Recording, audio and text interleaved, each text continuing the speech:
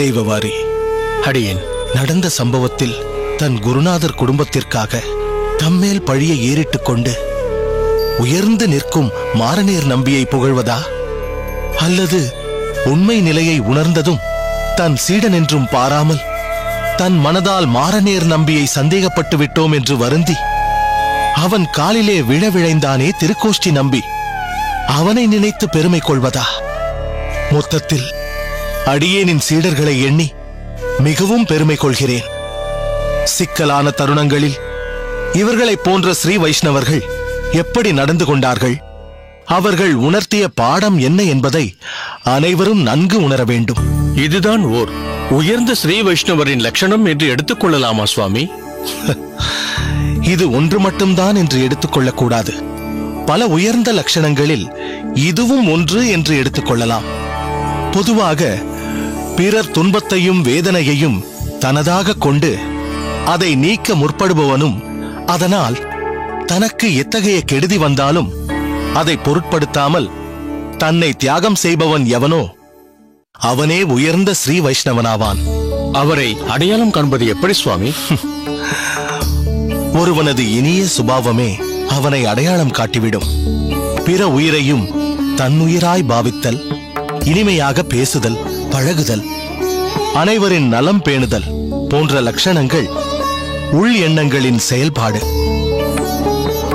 இப்படி நம் உள்ளுரையும் பரமாத்மாவின் ஒளி நம் செயலால் வெளியில் பரவும்படி ஒரு வைஷ்ணவனின் நடத்தை இருக்கும்.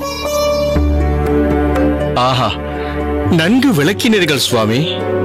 புறச்சின்னங்களான திருநாமம் வெளிவேஷமாகிவிடாமல் ஒருவனின் நடத்தையை கொண்டும் அவனது தெய்வீக உருவத்தை கண்டும் அவனிடம் பேச வேண்டும், பழக வேண்டும் என்ற ஆசையை தூண்டும்படி இருக்க வேண்டும். அதுதான் முக்கியம். அதுதான் ஸ்ரீ வைஷ்ணவ சித்தாந்தத்தின் உண்மை நிலை. இந்த உயர்வான சித்தாந்தம் மிகவும் அனாதி காலமாக அல்லவா உள்ளது சுவாமி? வேத காலத்தை எப்படி நிர்ணயிக்க முடியாதோ அதுபோல் திருமாலின் பரத்துவத்தை போற்றும் ஸ்ரீ வைஷ்ணவ சித்தாந்தத்தின் காலத்தையும் நிர்ணயிப்பது இயலாததாகும். சங்ககால தமிழ் நூல்களிலும் திருமாலின் ஆதியான நிலையும் அப்பெருமானின் அடியவர்களின் பெருமையும் பேசப்பட்டுள்ளது. இதுவே திராவிட தமிழ் வேத பாசுரங்களின் மூலம் உறுதி செய்யப்பட்டுள்ளது. மொத்தத்தில் இக்குணங்கள் வெளிப்படும் வகையில் மாரநேர் நம்பி நடந்து கொண்டுள்ளான். குலத்தால் தாழ்ந்தவன் என்று மாரநேர் நம்பியை ஊர் நினைத்தாலும் வைஷ்ணவ லட்சணங்கள் என்னும் குணத்தால் அவன் அனைவரை விடவும் உயர்ந்தவன் என்பதை மாரநேர் நம்பி நிரூபித்து காட்டிவிட்டான். உண்மைதான் சுவாமி. இன்னொரு உண்மையை நினைவில் நிறுத்திக்கொள் தெய்வவாரி. தினசரி நாம் திருமண், ஸ்ரீசூரணம் தரித்துக் கொள்வதால் நாளடைவில் நம் நெற்றியில் அச்சின்னம் தழும்பு போல் ஆகிவிடும். ஆனால் குலசேகர ஆழ்வார் சொல்வது என்ன தெரியுமா? அந்த நாராயணின் திவ்ய நாமங்களை உச்சரித்து உச்சரித்து நாக்கில் தழும்பு ஏற்பட வேண்டும் என்கிறார் தனது பெருமாள் திருமொழி பாசுரத்தில். ஆஹா, எவ்வளவு உயரிய சிந்தனை! ஆழ்வார்கள் பகவானிடத்தில் மிகவும் ஆழங்கால் பட்டவர்கள் என்பதற்கு இதுவே சான்று. புறத்தில், அதாவது வெளித்தோற்றத்தில் பகவானின் நாமங்களை தரித்த ஒருவன் தன் உள்ளத்தால் கருணை வடிவமாக திகழ வேண்டும். மக்கள் அவனை பார்த்ததும் பேசுவதற்கும் பழகுவதற்கும் நட்புறவு கொள்வதற்கும் ஏற்றவனாக இருக்க வேண்டும். அந்த அளவிற்கு ஸ்ரீ வைஷ்ணவர்களின் நாக்கு உண்மையையே உரைக்கக்கூடியதாகவும், உள்ளமானது ஏதேனும் தவறு செய்துவிட்டால் துடித்து போவதாகவும் இருக்க வேண்டும். சுவாமி, வா மாரநேர், உன்னை பற்றித்தான் உரையாடிக் கொண்டிருந்தேன். என்ன சொல்ல வந்தாய்? சொல். சுவாமி, தாங்கள் படுத்துறங்க ஏதுவாக அனைத்தையும் சரி செய்து விட்டேன். தாங்கள் உள்ளே எழுந்தருள வேண்டும். மாரநேர் நம்பி, உன்னை நினைத்து அடியேன் மிகவும் பெருமைப்படுகிறேன். அன்றைக்கு நீ கண்ணீர் மல்க மடத்திற்கு வந்தபோது தவறேதோ நிகழ்த்திவிட்டுதான் வந்துள்ளான் என்று அனைவருமே நினைத்தனர். ஆனால் அடியேன் அப்படி நினைக்கவில்லை.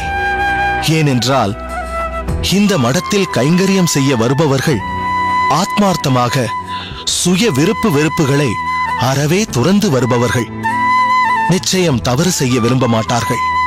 அதிலும் நீ இங்கு வருவதற்கு முன்பே பூர்வ ஞானம் கொண்டவனாய் இருந்தாய். இந்த தேகத்தையும் மண் சுவராய் பாவித்தவன். ஞானத்தின் பூரணத்துவத்தை நெருங்குபவனிடம் கல்மிஷமேது, துரோகமேது? அப்படிப்பட்ட உன்னிடம் அடியேனால் எப்படி தவறு காண முடியும்? மேலும் நீயாக எதுவும் கூற விருப்பப்படவில்லை என்பதை அடியேன் உணர்ந்துதான் உன்னிடம் எதுவும் கேட்கவில்லை. என்ன செய்வது? பலருக்கு நிஜம் எது என்று உணர்வதற்கு சற்று தாமதமாகிறது. உண்மைதான் சுவாமி.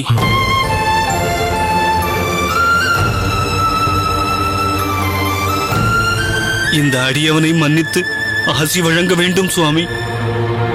திருக்கோஷ்டி நம்பி, மன வருத்தத்தை விடு. உள்ளத்தால் தன் மனசாட்சியிடம் தவறை நினைத்து வருந்தி மண்டியிட்டாலே போதும். அக்கணமே அவன் மன்னிக்கப்பட்டவனாக ஆகிவிடுகிறான். இனி அத்தவறு மீண்டும் நிகழாமல் பார்த்துக் கொள்வதுதான் நமக்கு நாமே செய்து கொள்ளும் பெரிய நன்மை, உபகாரம் எல்லாம். சுவாமி, எங்களின் ஆச்சாரியரான தங்களை போன்றவர்களுக்கு ஒரு மனிதனின் உடலை தாண்டி உள்ளுரையும் ஆத்மாதான் தெரிகிறது. அடியேனை போன்றவர்களுக்கு முதலில் அகம் தெரிவதில்லை, புறமும் யதார்த்தமும் தான் புலப்படுகிறது.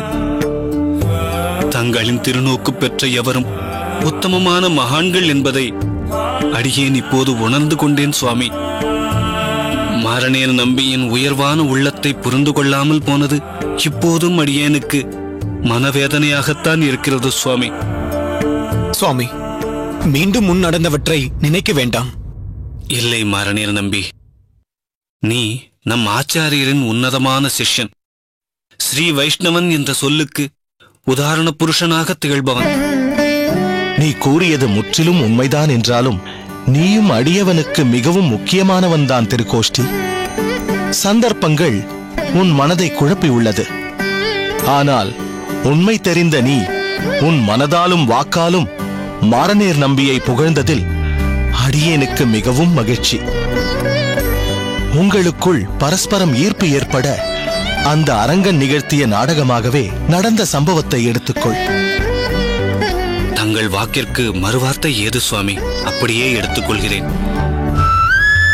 எது எப்படியோ, மாரணேர் நம்பி பற்றி ஒரு தாழ்ந்த அபிப்பிராயம் உன் மனதிலிருந்து போயிற்று என்பதுதான் காலம் உணர்த்திய பாடம். அடியேனுக்கு அந்த அளவில் ஒரு பூரண திருப்தி. இதில் நடந்த சில கசப்பான நிகழ்ச்சிகள் அடியேனுக்கு பெரிதாகப்படவில்லை. உனக்கு தெரியாததல்ல திருக்கோஷ்டி, யதார்த்தத்தில் பரஸ்பரம் பகையோடு இருக்கும் பறவையும் பாம்பும் பகவானிடத்தில் தம் துவேஷத்தை மறந்து நட்போடு இருக்கும் கருடனையும் ஆதிசேஷனையும் நினைக்க வேண்டும். பகவத் சன்னிதானத்தில் எப்படி துவேஷத்திற்கும் பகைமைக்கும் இடமில்லையோ அதுபோன்றே அந்த பகவானின் அடியவர்களான நாம் வாழும் இடமும் என்றும் அன்பும் பரஸ்பர சமாதானமும் கொண்டு விளங்க வேண்டும். அதுவே அடியேனின் கனவு, விருப்பம், லட்சியம். அடியேனின் சீடர்களால் அது நிறைவேறும் என்ற நம்பிக்கையும் அடியேனுக்கு இருக்கிறது.